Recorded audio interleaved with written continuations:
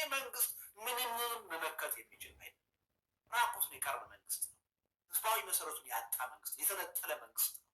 በአንድ ግለሰብ ግልብ ግለሰብ የሚመራ መንግስት ሁሉንም በጦርነት አንበረክካለሁ ሁሉንም አጠፋለሁ ብሎ የተነሳ ኃይል ስለሆነ ማንኛውንም ተቃዋሚ ኃይል ሊያስተባብር የሚችል መንግስት ነው በስልጣን ላይ አገዛዙ ስልጣን ላይ። ከመንግስት ባህሪ አንጻር ካለው ነባራዊ ሁኔታ አንጻር እነሱ ላይ ከተጋፈጠ የህልውና ፈተና አንጻር የሚጠበቅ እንውደደውም እንጥላው መንግስትን መረዳት ያለበት ነገር ይሄ። ስለዚህ በአጠቃላይ ይሄ መንግስት በእብሪት ተወጥሮ ትጥቃችሁን አስፈታለሁ፣ አንበረክካችኋለሁ፣ ረግጬ ገዛችኋለሁ ብሎ ያስነሳቸው ጦርነቶች ሁሉ የትም እንዳልደረሱ ወደፊትም የትም እንደማይደርሱ በደንብ በገሃድ ይታያል። ስለዚህ ይህ መንግስት አያሸንፍም ብቻ ነው። ይህን በጦርነት የመሸነፍ እድሉ እየሰፋ እንደመጣ በግልጽ የታየበት ወቅታዊ ሁኔታ ነው። ይህ መንግስት ምንም መመከት የሚችል አይደለም። ራቁትን የቀረ መንግስት ነው። ህዝባዊ መሰረቱን ያጣ መንግስት፣ የተነጠለ መንግስት ነው። በአንድ ግለሰብ ግልብ ግለሰብ የሚመራ መንግስት ነው። ያለምንም ህጋዊ ማዕቀፍ ያለ መዋቅር ይሁንታ በአንድ ግለሰብ እንደተፈለገ የሚመራ መንግስት ነው። እንዴት እንዲህ አይነት ደካማ ዋሾ የሆነ ህዝባዊ ተቀባይነት የሌለው መንግስት በስልጣን ላይ እንዲህ ውሎ እንዲያድር ለአመታት ቻለ ለሚለው ጥያቄ ማንንም ማማረራችን ራሳችንን ነው ሞክስታ። አሁን ጠቅላይ ሚኒስትሩ በምረቃ የውሸት ተስፋ በመስጠት ተወጥሮ የምታየው እውነቱን ልንገሩ ጦርነትን በመፍራት ነገር ከነገ ወዲያ ሰላማዊ ህዝባዊ ቤተኝነት ተቀጣጥሎ ችግር ይፈጥርብኛል የሚል ስጋት ፍርሃት ውስጥ ስላለ ይህን በደንብ መረዳት አለ። ስለዚህ ይህን ወሬያችንን አቁመን ትችታችንን አቁመን ከዚህ በኋላ ጥቅም ያለ ከበቂ በላይ ይህን መንግስት አውቀነዋል። ከዚህ በኋላ ስለዚህ መንግስት ክፉነት፣ ደካማነት ማንም ሊነግረን የሚችል ኃይል ያለ አይመስልም። ተጨማሪ መረጃ የምንፈልግ አይመስልም። ስለዚህ ወደ ተግባር እንዴት እንግባ? በቂ የሆኑ ዝግጅቶች ያስፈልጋሉ። የቤት ስራችንን መጀመሪያ ሰርተን መገኘት ይኖርብናል። አንዱ የቤት ስራ ምንድን ነው? አሁን የመጣው አደጋ ያለንበት አደጋ ሁላችንንም ጠራርጎ የሚያጠፋ መሆኑን መገንዘብ፣ የአንድ ህብረተሰብ የተናጠል ችግር ሳይሆን የሁላችንም ችግር መሆኑን መገንዘብ። በነገር ላይ ይሄ ግንዛቤ በሂደት እያደገ አሁን ብዙ የፖለቲካ ኃይሎች መሰባሰብ ጀምረዋል። አይ በተናጠል የትም አንደርስም፣ ችግሩ የጋራ ነው፣ አደጋው የጋራ ነው፣ በጋራ ታግለን ነው ይህን ችግር ልንወጣው የምንችለው የሚል አስተሳሰብ በከፍተኛ ፍጥነት እያለ መሰባሰቦች በውጭ ሀገር በሀገር ውስጥም እያየን ህወሓት፣ ፋኖ፣ ኦላ በምን መልኩ ተባብረው ሊሰሩ ይችላሉ የሚል ጥያቄ ራሱ እንደ ጥያቄ ሊነሳ ይችላል ብለህ ኢትዮጵያ ውስጥ ከ2-3 ዓመት በፊት ታስብ ነበር? አይታስብ። አሁን የመጣው ችግር ማንንም የሚያጠፋል ሁላችንንም የሚያጠፋ ነው የሚል አስተሳሰብ በመፈጠሩ ፊት ለፊት ይተያያሉ የማይባሉ ይነጋገራሉ የማይባሉ የፖለቲካ ኃይሎችም አደጋው የጋራ መሆኑን ተገንዝበው ወደ መሰባሰብ እና በዚህ ረገድ ለውጥም እየመጣ ይሄን ለውጥ በደንብ መጨበጥና ወደ ተግባር በተሎ መለወጥ ያስፈልጋል። ሞመንተሙን እንዳያጣ ማድረግ ያስፈልጋል።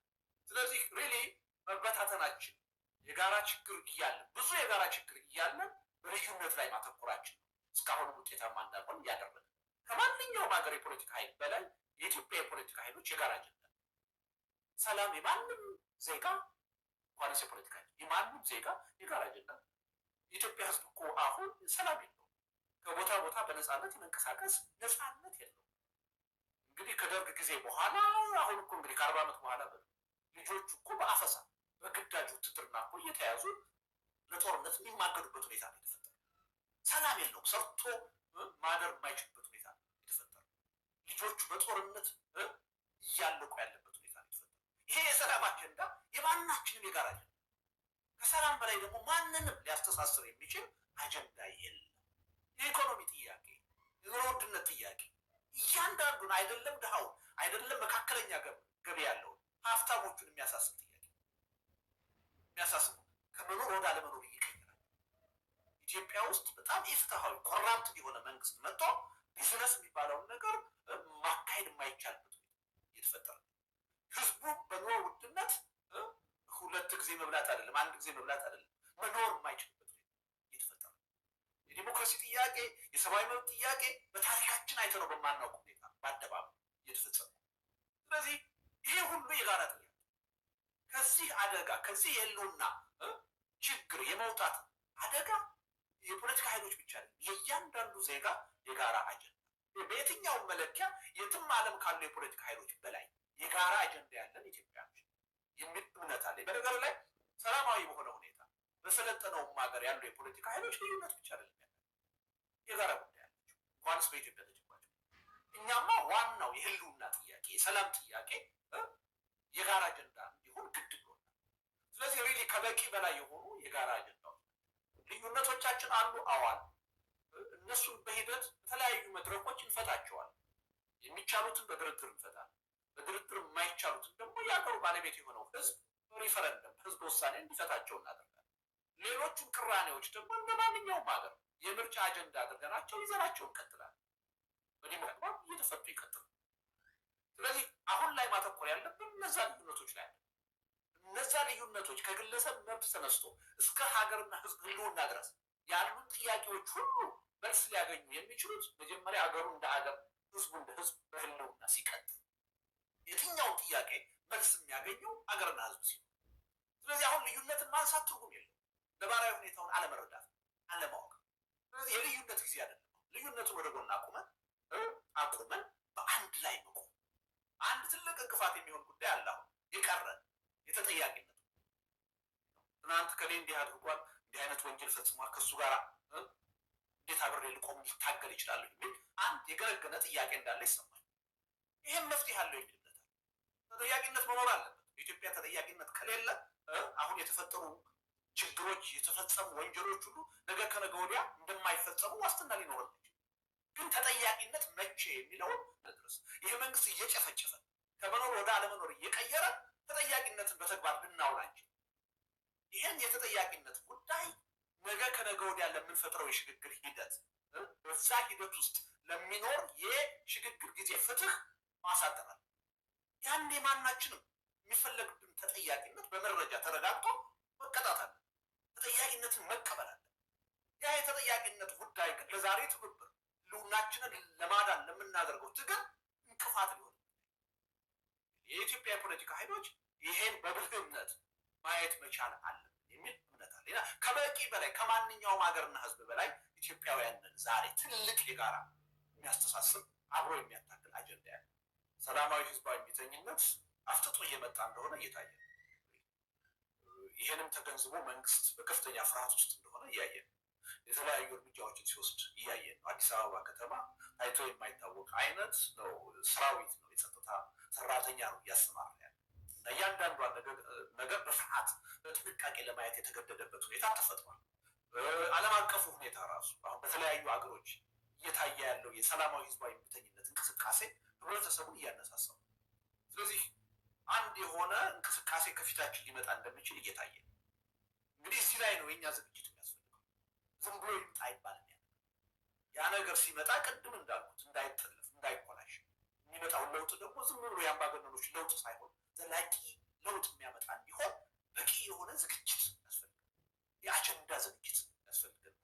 የድርጅት ትብብር ዝግጅት ያስፈልገናል። የንቃተ ህሊና ዝግጅት ያስፈልጋል። ይህን ነው ማድረግ ያለብን የሚል ነው የሀገር ከአሁን መሰረታዊ ዓላማ ይህን ዝግጅት ለመፍጠር። ስለዚህ በሰላማዊ ህዝባዊ እምቢተኝነት በኩል አሁን ጫፍ እየደረሰ ሊፈነዳ የተቃረበ ሁኔታ እየተፈጠረ እንደሆነ የትጥቅ ትግሉ አዲስ አቅጣጫ እየያዘ አሁን አንዳንዶቹ ለምሳሌ ፋኖን ብንወስድ እስካሁን ድረስ ፒውር የሆነ የጎሬላ ፋይተር ስትራቴጂ ነበር። ኢቴንድራል የሚሉት አይነት የሆነ ቦታ አድፍጠህ አጥቅተህ ይሰወራል፣ ትበተናል። የዛ አይነት ስልት ነበር የሚያካሄድ። አሁን የሆነ ተርኒንግ ፖይንት ላይ አንድም ሰው መረጃ ይኑሮም አይኑሮም አሁን ፋኖና ህወሓት ወይም ደግሞ ፋኖና ኦላ የሚተባበሩበት ሁኔታ እየመጣ እንደሆነ እያየን እያሸተት ትርጉም ያለው አይመስለኝም። አሁን ባለው ጦርነት ከጀርባ ህወሓት አለ ኦላ አለ የለም የሚለው ክርክር ትርጉም ያለ አይመስለኝም። ያን ከማምጣት ወደኋላ ይላል።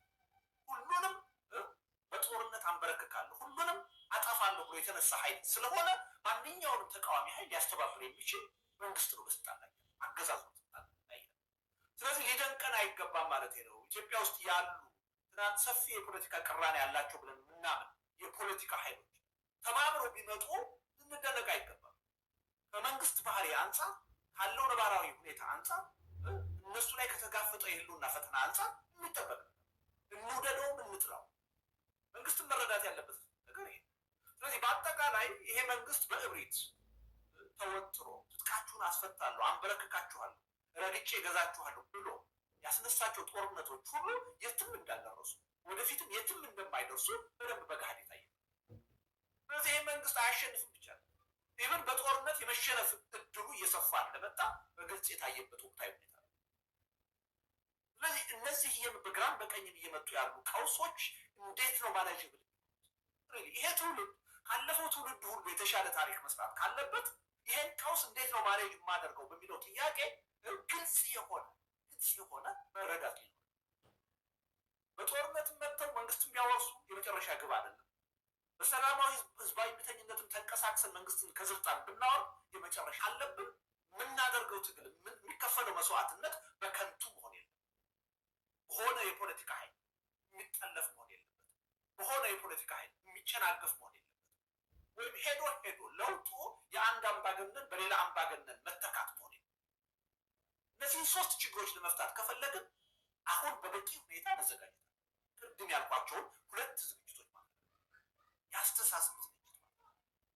የድርጅት የትብብር ዝግጅት ማለት ነው። ይሄን ካደረግን የዚህ መንግስት በስልጣን ላይ የመቀጠል ጉዳይ እጅግ በቋፍ ላይ ያለ እጅግ በቀላሉ ሊሸነፍ የሚችል መንግስት ነው። አሁን ያሉብንን ድክመቶች፣ ችግሮች ሁሉ አሁን መለስ ብለን ማየትና ለመፍታት የመሞከር አዝማሚያ በሰፊው እየታየ እዚህ ቀደም ስናገር ሰምተኝ ይሆናል 80% ኢትዮጵያ የመፍረስ ድል ያላት ብዬም ነበር። ከቅርብ ጊዜ ወዲህ ግን ይሄ ጉዳይ ወደ 65% ወርዷል ብዬ ተናግሬያለሁ። ለምን? አብዛኛው የተቃዋሚ ኃይል ላይ ያስተሳሰብ ለውጥ እያለ ይሄ በተናጠል የምናደርገው ትግል ሁላችንንም ይዞን ይጠፋል እንጂ ማንንም አይጠቅም፣ በተናጠልም አገዛዙ ማሸነፍ አይቻልም የሚለው አስተሳሰብ ከጊዜ ወደ ጊዜ እየተጠናከረ እየጎለበተ አሁን ከፍተኛ የሆነ የመተባበር በጋራ አጀንዳ ላይ የመስራት ተነሳሽነት እና የኢትዮጵያ ተጨባጭ ሁኔታ ያለው አሁን እዚህ ይሄን ሁኔታ በአግባብ ይዞ ወደ የሚፈለገው ለውጥ በተግባር በተጨባጭ የመረማመድ ጉዳይ ነው አሁን እና በዚህ ረገድ ሁላችንም የሚጠበቅብንን ኃላፊነት ከተወጣን በስልጣን ላይ ያለው መንግስት ጉዳይ ሪሊ ብዙ እጁ ያለቀለት እጅግ በታሪካችን አይተነው በማናውቅ ሁኔታ የጥፋት አካል ነው፣ ደካማ አካል፣ በህዝብ የተጠላ ከህዝብ የተነጠለ አካል እስካሁንም በስልጣን ላይ የቆየው በእኛ አለመተባበር በእኛ ይሄን በፈታን ማግስት ቢልም ይሄ መንግስት የለም። ይሄ መንግስት ራሱ ጀምሮ ያስጨረሰው ትልቅ ፕሮጀክት እስካሁን አላውቅም። ልትነግረኝ ትችላለህ ካለ አላውቅም። አሁን በጣም በትልቅ ሁኔታ የሚወራው የአባይ ግድብ ነው አይደል? 65% አልቆ የተሰጠው ፕሮጀክት ነው። አንድም የተጀመረ ፕሮጀክት የጊዜ ጉዳይ ነው፣ ያልቃል አይደል? የፈለገ ደካማ መንግስት ቢሆን አንድ ወቅት ያልቃል። ይሄ ፕሮጀክት ግን ኦልሞስት ተገባዶ ተሰጠው 65% ወይም 2/3 አልቆ የተሰጠው 7 ዓመት ነው የፈጀበት ያለ መጨረስ።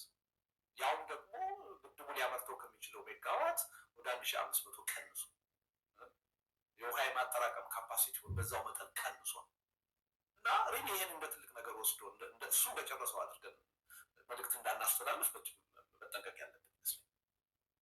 አሁን አንዳንድ እየተመረቁ ያሉ ትንሽ ጎላ ያሉ ፕሮጀክቶች የምናያቸው ሁሉ ቀድሞ የተጀመሩ ናቸው። ከዚህ መንግስት መምጣት በፊት ጀምሮ የተጀመሩ። ይሄ መንግስት እንትኑም የለውም፣ ያስተሳሰብ ካፓሲቲውም የለውም ትልቅ ፕሮጀክት ለማሰብ። ለዚህ ነው 7 ዓመት ሙሉ ስለ ፓርክ፣ ስለ ኮሪደር ልማት ሲያወራ አይቀርም፣ ስለ ሎጂ ሲያወራ አይቀርም።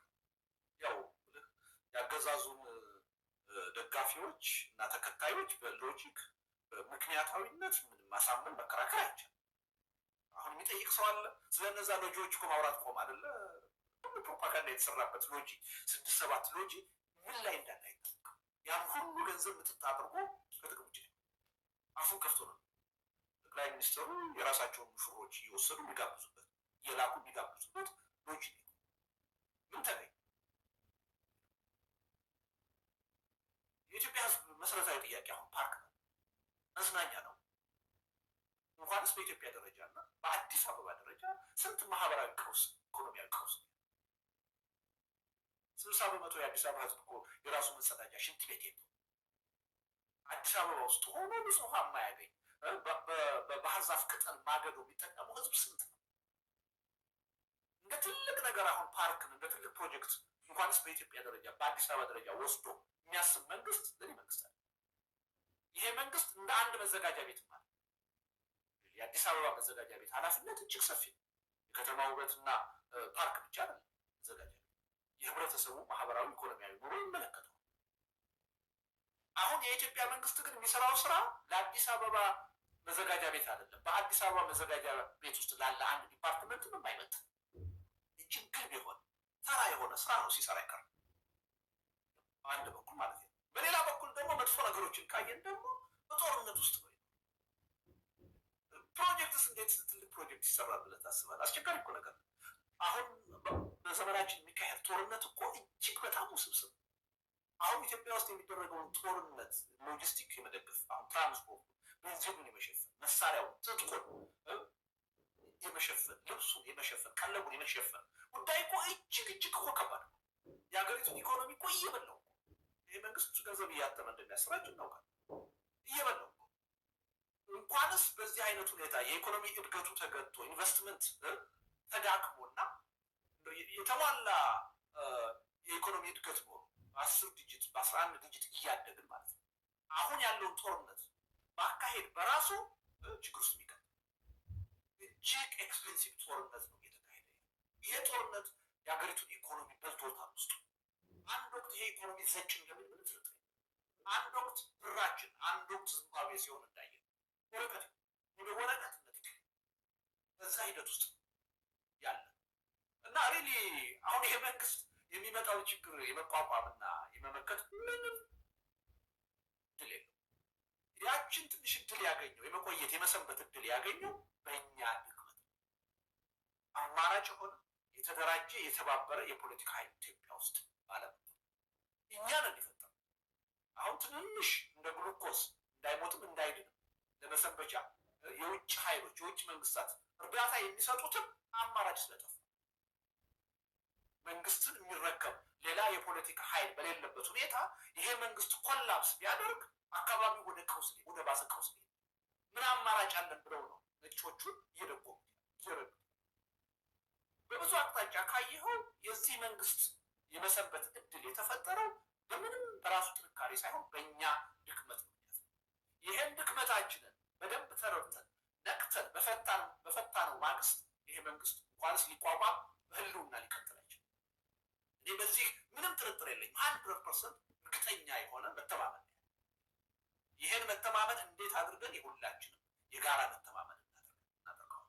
ከፖለቲካ ኤሊቱ አልፎ የህዝቡ መተማመን እንዴት እናደርገዋል የሚለው ላይ አተኩረን ከሰራ ሪሊ በጣም ቀላል ነው የሚልበት። ይሄ መንግስት ምንም መመከት የሚችል አይደለም። ራቁቱን የቀረበ መንግስት ነው። ህዝባዊ መሰረቱን ያጣ መንግስት፣ የተነጠለ መንግስት ነው። በአንድ ግለሰብ ግልብ ግለሰብ የሚመራ መንግስት ያለምንም ህጋዊ ማዕቀፍ ያለ መዋቅር ይሁንታ ብቃት አንናቀው ምናምን ሲሉ ሰማል። ከራሱ ብቃት ይመነጫል። ሁልጊዜ የዚህን መንግስት በስልጣን ላይ መቀጠል ስናስብ መውቀስ ያለብን ራሳችን ነው። ማፈሪያ እንዴት እንዲህ አይነት ደካማ ዋሾ የሆነ ህዝባዊ ተቀባይነት የሌለው መንግስት በስልጣን ላይ እንዲህ ውሎ እንዲያድር ለአመታት ቻለን ለሚለው ጥያቄ ማንንም ማማረራችን ራሳችንን ነው መውቀስ ያለብን። በራሳችን ነው ማፈሪያ። እዚህ ቁጭት ውስጥ ገብተን ይሄን ድክመታችንን ከፈታን በምንም ተአምር የቀናት ጉዳይ የሳምንታት የሚል እምነት ነው። ለውጥን የሚመኝ ህዝብ ሄዶ የሚጠብቀው የህልውና አደጋ እንደሆነ ያሳያል። በሌላ በኩል መንግስት ተገቢ የሆነ ለውጥ የህዝብን ጥያቄ በተገቢው ጊዜና ሁኔታ የማይቀበል መንግስት ሄዶ ራሱ የእልቂቱ ሰለባ ነው። እንደውም ቀዳሚ የእልቂቱ ሰለባ ይህን ያሳያል። ወደ ተቃዋሚው ስትመጣ የተበታተነ የትጥቅ ትግል የሚያደርጉ ኃይሎች ራሳቸውን ብቻ አሸናፊ ለማድረግ በተናጠል የሚሮጡ የፖለቲካ ኃይሎች በትጥቅ ትግል ማለት ነው ሄደው ድልን ሳይሆን ሽንፈትን እንደሚያመጡ ምንም አስተማሪ ሁኔታ ያሳያል።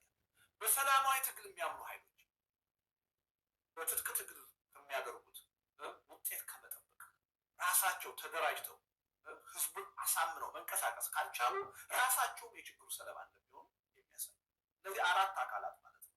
መንግስት፣ ህዝቡ፣ ተቃዋሚዎች ደግሞ በሁለት ተከፍለው በትጥቅ ትግልም በሰላማዊ ትግል የሚያደርጉ ኃይሎች በወቅቱ ማድረግ ያለባቸውን ነገር በተገቢ ሁኔታ ካላደረጉ ሁሉም የችግሩ ሰለባ ነው። አንዳችንም አናምጥ። በሰላም የምናምነው በትጥቅ የምናምነው መንግስትም ተቃዋሚው ሁላችንም በዚህ የሉና ጥፋት ተለይተናል።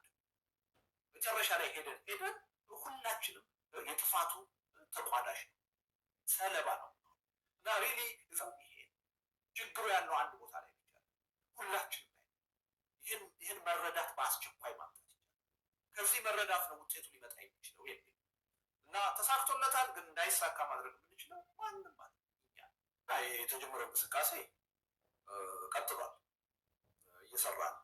ለምሳሌ ቅርብ ጊዜ አሁን በእኛ በና አቶ ጀዋር በና ይልቃል ያያችሁት ያ ስብስብ ባለፈው መግለጫ የሰጠው አንድ ጊዜያዊ የሚያቋቁም ምክር ቤት ተቋቁሞ 5 ሰዎች ያሉበት ኮሚቴ አቋቁሞ ነበረ። ወደፊት እንዴት እንቀጥል የሚለውን ጥያቄ ለመመለስ ማለት ነው። እና የተመረጥነው ሰዎች ስራችን ጨርሰን በዛ ምክር ቤት እንዴት እንቀጥል የሚለውን ሀሳብ አቅርበን ተቀባይነት አግኝቶ ኦልሬዲ ስራዎች እየተሰሩ በጋራ መስራት አለ እና ሪሊ ስራ እየተሰራ ይሄን በአንድ በኩል አልቦዘንም። እኛ ደግሜ ደጋግሜ ተናግሬያለሁ። አሁን ያለው ነባራዊ ሁኔታ እስካልተቀየረ እኔ አልተኝም። እንቅልፍ የለም፣ እንቅልፍ የለም፣ አንተኝ። ይህን እየሰራ ግን ያ ማለት ደግሞ በእያንዳንዱ ቀን እየወጣን ሚዲያ ላይ እንናገራለን ማለት አለ። እንደውም ሚዲያ ላይ ሁልጊዜ የምታዩን ከሆነ ስራ እየሰራን አለ። ስለዚህ ቶፍ አርጀንሲ ነው እየሰራን ያለ። ይህን ህብረተሰቡ ሊረዳው ጥሩ ነው። አንድ ሁለተኛ የዚህ የተጠያቂነትና የመጠራጠር ጉዳይ የተጠያቂነት ጉዳይ ቅድም መልሼዋል። ጊዜ ዛሬ አይደለም። ጊዜ ተጠያቂነት መኖር አለበት። ሁላችንም መስማማት አለበት። መታለፍ ያለበት ጉዳይ አለ። አሁን የዶክተር አብይ አገዛዝ በስልጣን ላይ ሆኖ ግን ተጠያቂነት ሊመጣ አይችልም። በሚሊዮኖች ህዝብ እልቂት የሚጠየቅ መንግስት በስልጣን ላይ ባለበት ሁኔታ ማነው ተጠያቂ? ማነው ጠያቂ? ምን አይነት ተጠያቂነት? ተጠያቂነት እኮ ሰላም ይፈልጋል አይደል? ተጠያቂነት እኮ የህግ የበላይነት ይፈልጋል። መረጋጋት፣ ዲሞክራሲ እኮ ይፈልጋል። ያ በሌለበት ሁኔታ ዛሬ ተጠያቂነትን እናመጣለን። ስለዚህ ይህን ተጠያቂነት የህልውና አደጋ ከታደግን በኋላ ለሚመጣ የሽግግር ሂደት እናስተላልፍ። ያኔ ሁላችንም ነፃ የሆነ ማጣራት ተደርጎ ተጠያቂ መሆናል ቃል መግባት አለን። አሁን እየተፈጠሩ ያሉ ስብስቦች ይህን አንደርስታንድ ያደርጉ። ዋናችንም ተጠያቂ የሚያደርገን ነገር ካለ በህግ ወደፊት በትራንዚሽናል ጀስቲስ ለመጠየቅ ዝግጁ ነን። መጠየቅም አለብን ብለን ነው ይህን እንቅስቃሴ እየፈጠሩ። ይህን በዚህ መዝጋት ያስ ሁል ጊዜ አንድን ነገር ደጋግሞ ማንሳት ጥቅም ያለው አይመስለኝም። ምክንያቱም ብዙ ቦታ ሲነሳ ሰው የተጠያቂ። ስለዚህ አንድ ይሄ ሁለተኛው ግን ሪሊ በጥንቃቄ ልናየው የሚገባው ሊባል አይቻልም። በአንድ በኩል እንዲጠራጠሩ ህዝቡ እንዲጠራጠር የሚያደርጉ ብዙ ክህደቶች ተፈጽሙ ከትናንት እስከ ዛሬ። ስለዚህ ሊጠራጠር አይደግም። ሁለተኛ መጠራጠሩ ራሱ የተፈጥሮ ጉዳይ ሂውማን ኔቸር ነው። አትጠራጠሩ ልንል አንችልም። ግን ያ ጥርጣሬያችን እስከምን ድረስ ነው? ለትግሉ እንቅፋት እስከሚሆን ድረስ ነው ወይ መሆን ያለበት? የህብረት እንቅፋት እስከሚሆን ነው ወይ መጠራጠር ያለብን የሚለውን ግን በአግባቡ ማየት አለ። ሪሊ አንዳንዱ ጥርጣሬ ለህብረት እንቅፋት የሚሆን ለትግል እንቅፋት የሚሆን በዛ ደረጃ ያለ ጥርጣሬ ላይ ከጥርጣሬ በላይ የሆነ አፍራሽነት ነው የሚልበት አፍራሽነት። አንዳንድ ጊዜ ለፖለቲካ ኃይሎች ቤኔፊት ኦፍ ዳውት መሰጠት አለበት። የእምነት ዕዳ መሰጠት አለ። ራሴን በሚመለከት አሁን ልደቱን እንዴት እናምነዋለን ሲል እሰማለሁ። አንዳንድ ጀዋርን እንዴት እናምነዋለን ሲል እሰማለሁ። ራሴን ወክዬ ልናገር ይችላል። ጤናዬን አጥቻለሁ። የወጣትነት እድሜዬን አጥቻለሁ። በዚህ ሀብት ንብረቴን አጥቻለሁ። የምኖርበት ቤት ሳይቀር ነው በግፍ የተገባው። ሀገሬን አጥቻለሁ። ወደ ሀገሬ የሚያገባ ተገልግዬ በስደት ነው የምኖር። እኔን ያላመነ የኢትዮጵያ ህዝብ ማንን ነው ሊያምን?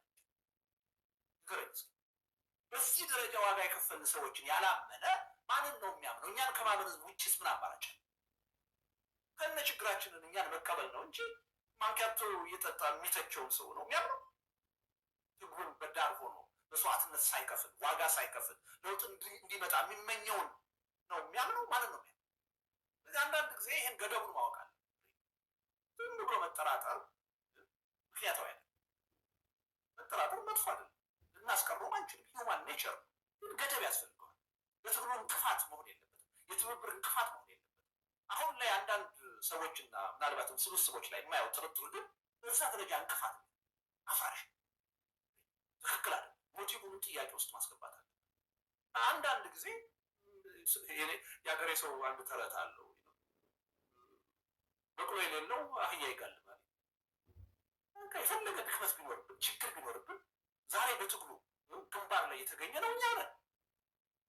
ይህ ህዝብ እኛን ከማመን ምን አማራጭ ምን አማራጭ አለ? ይህን ሁሉ ዋጋ እየከፈልኩኝ እኔን ያላመነ ማንን ያምን? ከየት ሊመጣለት? እንዲጠራጠር የሚያደርጉ ሁኔታዎች አሉ። ከትናንት እስከ ዛሬ ነው ያሉ። በዛ ደረጃም ለውጥ አለ። እውነቱን ለመናገር እንደው ለሁላችን ምሳሌ የሚሆን ሰው አቶ ገዱ አንዳርጋቸው ምንድን ነው ያለ? ባለፈው ተጸጽቻለሁ፣ በጠፋው ጥፋት ይቅርታ ጠይቃለሁ። ሁለት በዚህም አላቆም። ነገ ከነገ ወዲያ እውነተኛ የሆነ የሽግግር ፍትህ ሲመጣ ተጠያቂ ይሆናል። አንድ ሰው በዚህ ደረጃ